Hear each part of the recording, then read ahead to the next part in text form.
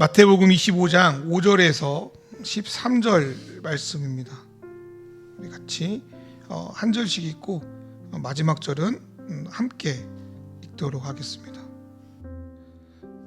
신랑이 늦어지니 처녀들은 모두 졸다가 잠이 들었다. 그런데 한밤중에 외치는 소리가 났다. 와라, 사람이다. 나와서 맞이하라. 그때 그 처녀들이 모두 일어나서 제 등불을 손질하였다. 일어난 처녀들이 슬기로운 처녀들에게 말하기를 우리 불이 꺼져가니 너희의 기름을 좀 나누어달라.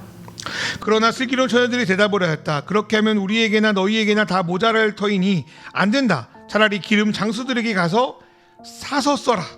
일어난 처녀들이 기름을 사러 간 사이에 신랑이 왔다. 준비하고 있던 처녀들은 신랑과 함께 혼인잔치에 들어가고 문을 닫혔다. 그 뒤에 나머지 처녀들이 와서 주님 주님 문을 열어주십시오 하고 애원하였다.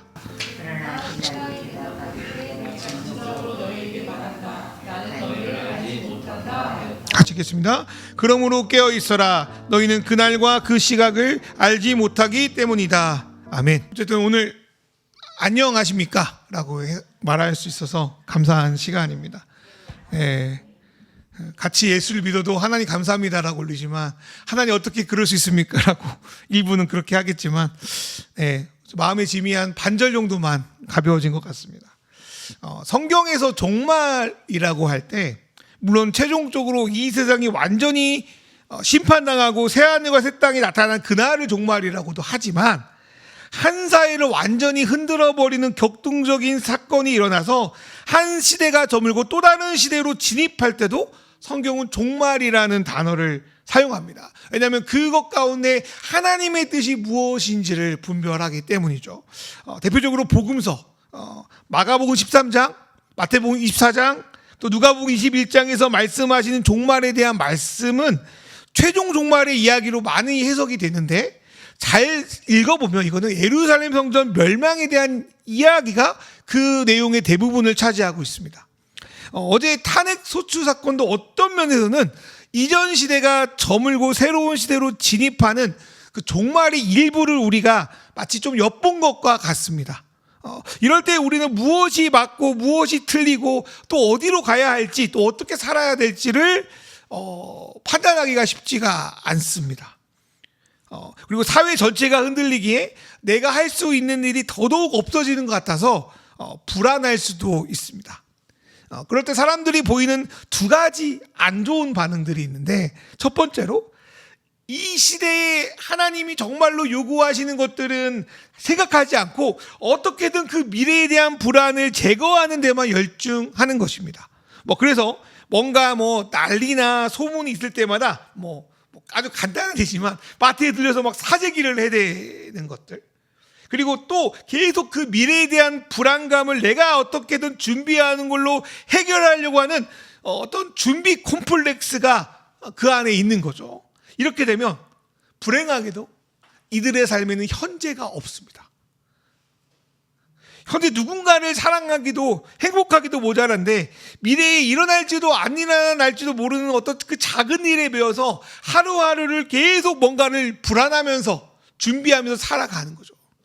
두 번째로 어떤 사람들은 앞으로 다가올 미래의 일을 부정하고 현재에서 캣사라세라 하며 살아갑니다. 영화들도 오늘 막 운석이 떨어지면 그래 죽기 전에 원하는 거 해보자고 해서 이상한 짓 막 하고 하다가 이제 종말을 맞이하는 것들도 있잖아요.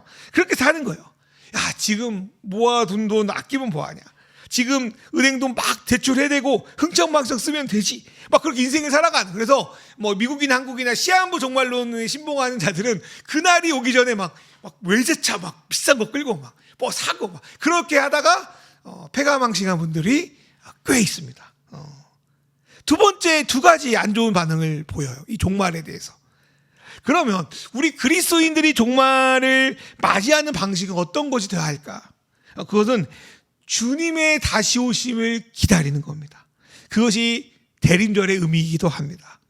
2000년 전에 예수님의 첫 번째 오심을 기다렸던 그 사람들과 같이 주님의 두 번째 오심을 기다리는 마음으로 성탄절 전 4차례의 주일을 보내는 것이 대림절입니다. 우리는 이제 2차례 정도를 보낼 것 같은데요. 그렇다면 성경에서 기다린다는 건 뭘까? 그것은 깨어있는 거라고 말합니다. 저는 오늘 말씀을 준비하면서 첫 번째 떠올랐던 성경 구절이 우리가 읽었던 열처녀 비유가 담긴 마태복음 25장입니다. 그 당시 유대인들의 결혼은 밤에 이루어졌다고 합니다. 먼저 신랑 측에서 신부의 집에 가서 결혼하기로 결정합니다. 이제 계약을 맺는 거죠. 그리고 이제 곧 신랑을 신부에게 보내겠다고 약속합니다. 그런데 그 당시에 정확한 시기가 있는 것도 아니고 교통수단도 딱히 있는 것도 아니니까 정확하게 언제 신랑이 오는지를 알 수가 없는 거예요. 그래서 신부들은 결혼하기로 한 날부터 신랑이 오기까지 계속 대기하고 있어야 돼요. 신랑이 오면 결혼식 해야 되니까. 그래서 하루하루를 보내야 됐던 게 유대인들의 결혼식이었습니다. 그리고 유대인들의 결혼식은 한밤중에 열렸습니다. 예수님은 그 당시의 결혼식 풍습에 빗대어서 하나님 나라, 다른 말로 종말의 때를 우리가 어떻게 기다리고 준비해야 되는지를 우리에게 오늘 말씀을 통해서 알려주고 계십니다. 밤에 신랑을 기다리다 보니까 반드시 필요한 건요, 신랑을 맞이하고 그분을 알아볼 등불이 필요합니다. 그래서 열처녀 모두 등불을 준비하고 있습니다. 다 있어요. 열처녀 전부가 성경을 보니까. 그러나 슬기롭다고 하는 5 처녀와 달리 어리석은 5 처녀는 등불은 준비했는데 여의본의 기름은 준비하지 않고 있었습니다. 그 상황에서 신랑이 더디 오니까 되게 재밌는 말씀인데 이들 열처녀가 모두 다 졸기 시작합니다. 재밌지 않습니까, 이 말씀? 보통 시기로운 5 처녀라 가면 무조건 졸지 않고 깨어가지고 신랑이 다시 오줌을 기다릴 것 같은데 이들도 다 졸립니다. 이게 참 어떤 면에서 위로가 되기도 해요.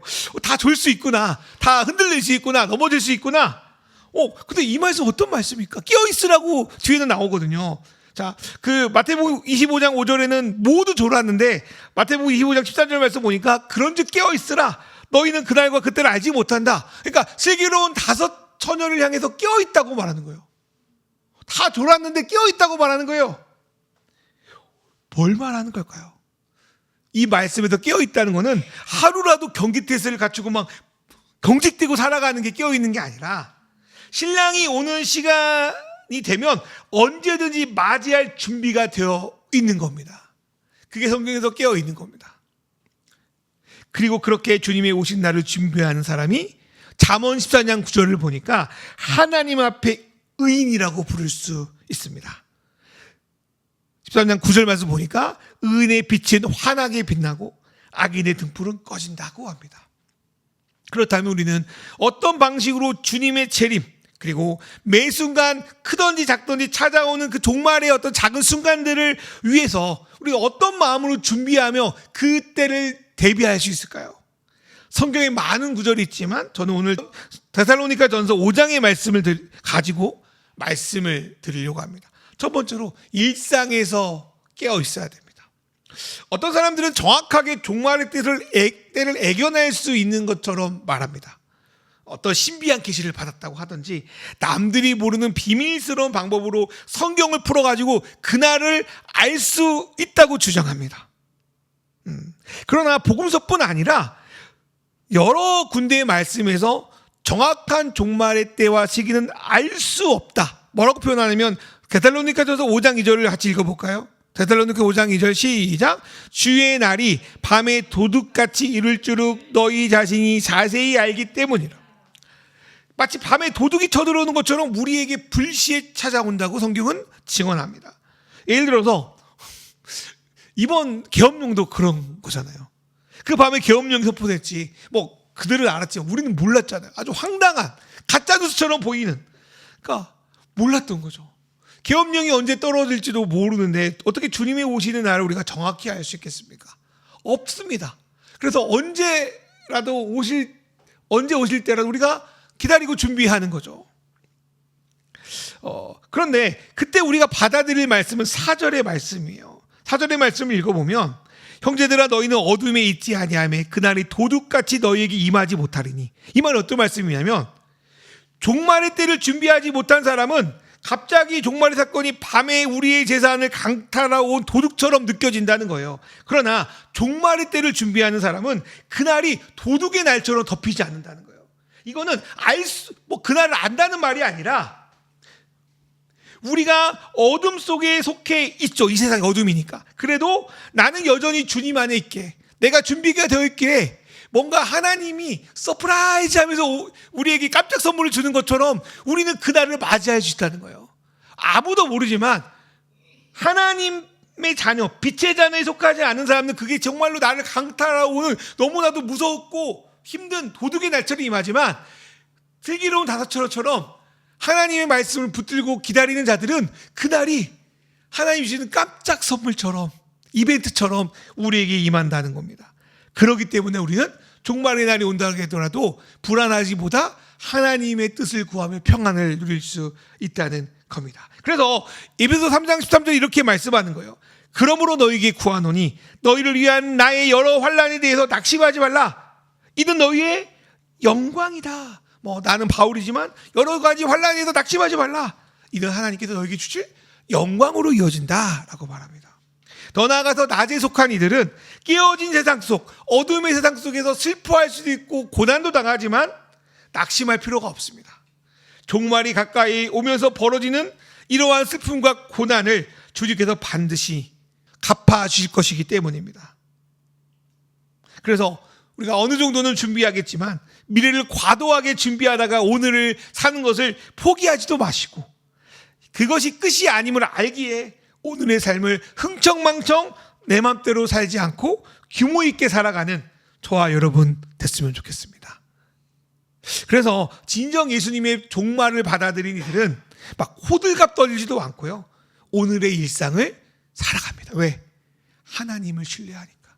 내가 이제까지 하는가 교제했는데 그 종말의 날에 내가 뭔가를 좀 안 한다고 해서, 뭔가를 준비 안 한다고 해서 하나님 우리 버리시겠습니까?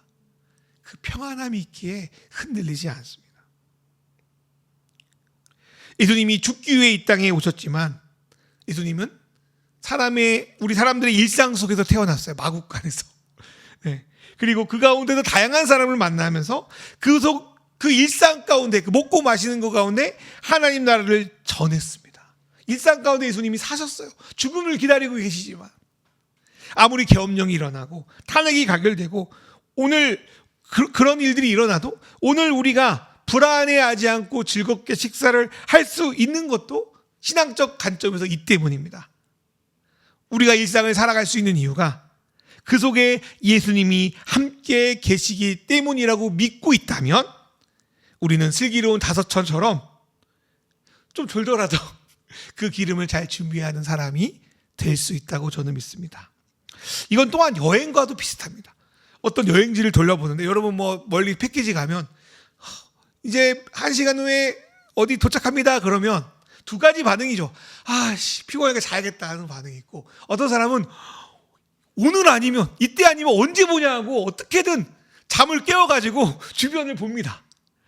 두 사람의 여행을 누리는 어떤 그런 방식은 완전히 다르겠죠.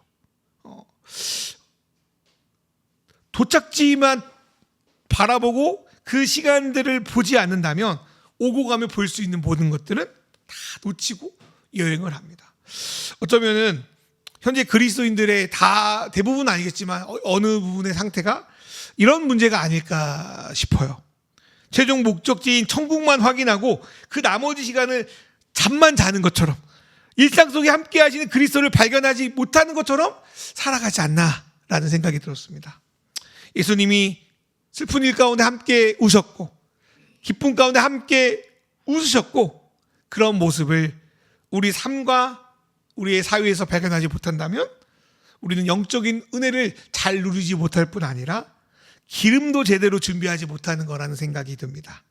저와 여러분의 일상의 삶 속에서 예수님을 발견하는 그러한 깨어남이 저와 여러분 안에 있기를 주님의 이름으로 축원합니다. 두 번째로 실제 상황에서 움직이는 게 깨어있는 겁니다. 저 사람이 준비되어 있는 사람인지 그렇지 않은지는 일상 속에서는 잘 눈에 띄지 않아요. 다른 사람에게. 본인도 잘 모를 수 있어요. 그러나 일상을 잘 깨어 살아낸 사람은 특별한 상황 속에서 대처를 잘합니다. 이거는 열처녀 비유에도 동일하게 적용되죠. 만약에 신랑이 그날 갑자기 오지 않았다면 기름을 준비한 사람이나 그렇지 않은 사람이 별 구분이 안 돼요. 티가 안 나요. 신랑이 왔을 때에만 비로소 그 기름을 준비한 진가가 드러나요. 뭐 이번 계엄령도 그런 생각이 들었어요.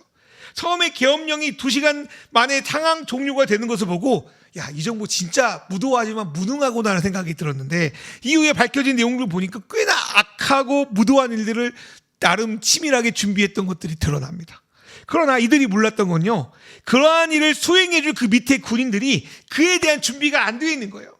이는 매우 갑작스러운 일이기도 하지만 이게 정당하지 않으니까, 내 안에 그게 이제 들어오지 않으니까 그들은 소극적으로 할 수밖에 없었고 결국 계엄에 실패합니다.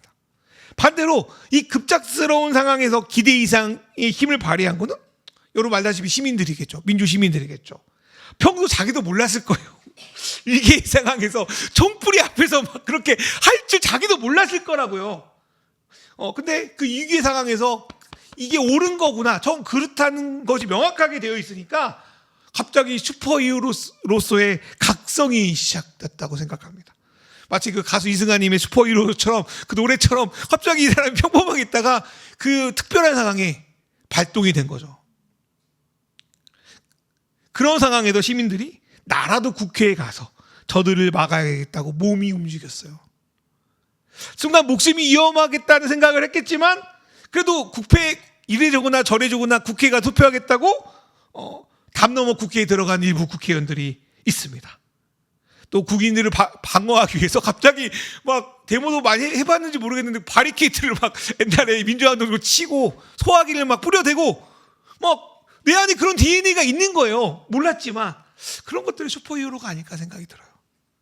그래서 하나님은 이러한 힘을 정말 주님의 오심을 믿고 밤이 지배하는 현실 속에서 낮의 백성처럼 살아내려는 우리 그리스도인에게 주신다고 말씀합니다. 그래서 나의 힘으로는 못하나 성경에 보니까 5장 8절에 하나님 주신 갑주를 입게 되면 능동적인 행동에 나설 수 있다는 거예요. 하나님을 믿는 게 아니라 이 땅의 헌법과 자유와 민주를 믿는 이들도 그 순간에 그런 일이 발동이 된다면 정말 예수를 믿고 하나님의 힘을 받은 자들은 그날이 올 때, 어려운 일이 올 때 그 일이 발동되지 않겠습니까? 하나님께서 주시는 진정한 종말을 기다리며 내 삶 속에서 밤이 아니라 낮에 백성으로 살려고 하는 저와 여러분에게 믿음과 소망과 사랑의 갑옷을 주셔서 데살로니가 5장 8절에 보니까 우리는 낮에 속하였으니 정신을 차리고 믿음과 사랑의 호신경을 붙이고 구원의 소망의 투구를 쓰자. 믿음, 소망, 사랑이 다 들어갔죠. 믿음, 소망, 사랑의 갑주를 주셔서 우리가 우리 사회의 거대한 담론인 지금의 탄핵뿐 아니라 우리의 일상의 삶 속에서도 견디고 이기고 때로는 할 말을 하게 하시고 또 알 수 없는 평안을 누리게 하시고 용기 있게 나가게 하시고 때로는 그런 것들을 지혜롭게 대처할 수 있는 그런 힘과 또 감당할 수 없는 상황에 보호할 수 있는 그 능력을 주시기를 주님의 이름으로 축원합니다. 이 힘은 깨어있는 자에게 하나님이 주실 줄 믿습니다. 마가복음 13장 11절에 이런 말씀 있잖아요. 야, 사람들 너희를 끌어다가 넘겨줄 때 무슨 말을 할지 미리 염려하지 마라. 무엇인지 그때 너희에게 주시는 그 말을 해라. 말하는 이는 너희가 아니요 성령이니라. 깨어있는 자들, 하나님과 교제하는 자들은 그 힘을 주십니다. 아멘. 네. 세 번째로 깨어있는 자들은 주님의 오심을 기다리는 그리고 기대하는 자들입니다. 일상 속에서 재림하실 예수님을 만나고 내 삶의 순간들 속에서 주님의 은혜로 행동하며 살다 보면 더욱 간절히 기대되는 것은 완전한 하나님 나라의 도래, 주님의 재림입니다. 그래서 주님의 오심을 꿈꾸지 않는 이들은 어쩌면 반쪽짜리 그리스도인이라고 볼 수 있습니다. 일상에도 주님을 만나고 행동해도 꼭 결과가 우리가 바라는 방향으로 귀결되지 않습니다. 그러나 우리가 절망하지 않는 것은 그래도 그 순간 우리가 바라는 것들의 일부가 우리 가운데 나타났기 때문입니다. 우리는 그 작은 순간을 맛보면서 이것밖에 안 돼? 8년 전에 탄핵했는데 또 4년 만에 탄핵해? 이런 절망이 아니라 그때 그 맛을 보면 완전하게 임하실 주님의 나라를 소망하는 거예요. 또한 이로써 여전히 우리 안에 나약하고 부족한 것들도 발견합니다.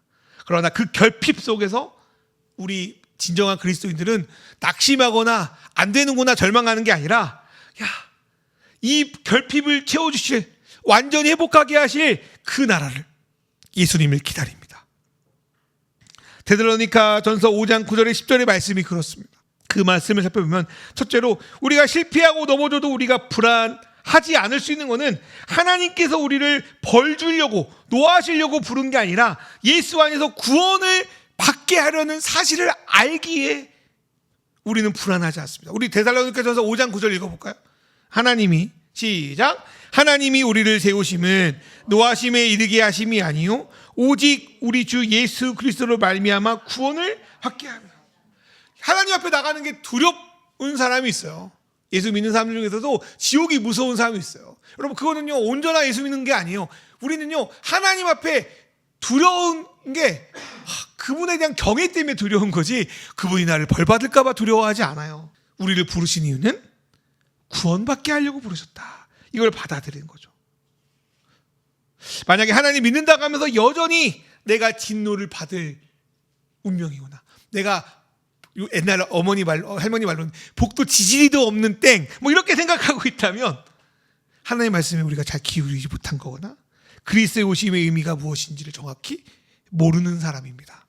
둘째로, 때로는 스스로를 막 자책하고 막 이렇게 때릴 그런 힘든 날이 온다 하더라도 우리는 주님이 우리를 위해서 죽으셔서 나와 세상 끝날까지 함께한다는 사실에 소망을 가질 수 있습니다.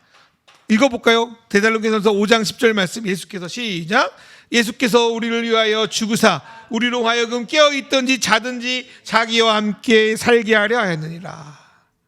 그래서 하나님을 사랑한다는 말을 하면서 절망의 수렁에서 도무지 헤어나오지 못하고 있다면 하나님이 우리를 위한 구원 계획을 가지고 있다는 사실을 계속 놓치고 있기 때문이라고 볼 수 있습니다. 사랑하는 여러분, 깨어있든지 자든지 어떤 상황이든지 자기와 함께 살려고 애쓰시는 그 예수님을 신뢰하시길 소망합니다. 그게 주님의 오심을 기다리는 사람의 두 번째 자세입니다. 세 번째로, 이렇게 어떤 상황이든지 하나님을 향한 신뢰를 버리지 않고 그분을 기대하는 사람들은요,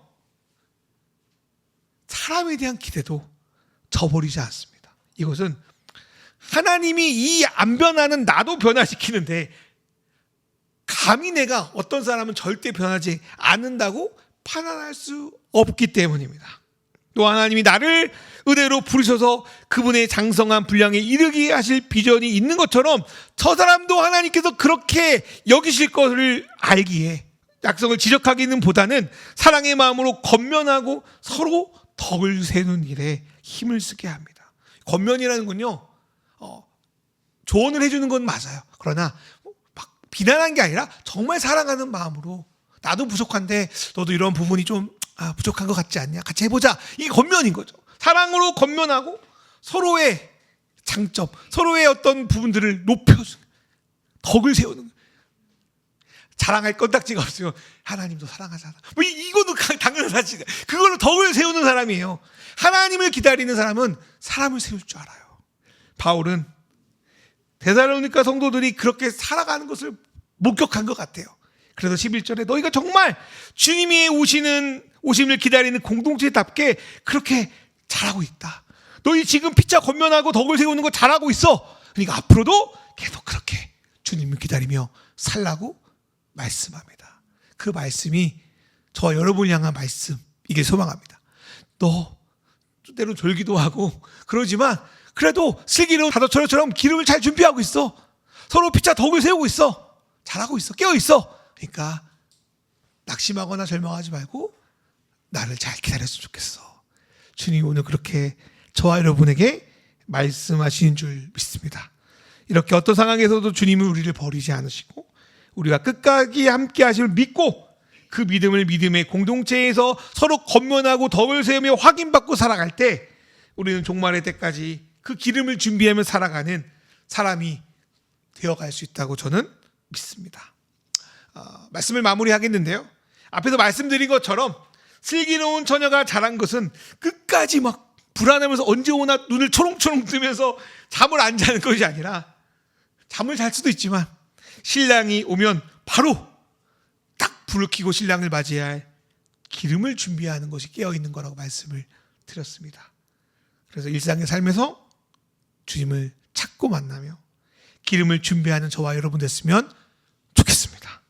그리고 일상의 삶에서 쌓아놓은 기름이 어떤 일이 생길 때 우리의 신앙이 진짜인지 가짜인지 드러나는 그러한 행동들이 나타나게 될 줄 믿습니다. 그리고 하나님 진짜로 살아가려는 저와 여러분에게 그것을 행할 수 있는 영적 갑주, 그 기름을 줄 줄 믿습니다. 그리고 마지막으로 우리가 하나님께 완전히 용납받았고 우리가 이미 죄에서 벗어난 하나님 나라 백성이라는 그 사실을 믿고 그 믿음을 결코 잊어버리지 말고 서로 계속 알려주면서 서로 잊지 않게 권면하며 살아갈 때 하나님은 그런 우리의 기다림에 반응하셔서 우리의 삶이 주님을 기다리면서 계속 지겹고 힘든 그런 싸움이 아니라 주님을 누리고 기대하며 설레어하는 그런 우리의 인생이 되고 그러한 대림절이 되기를 주님의 이름으로 축원합니다.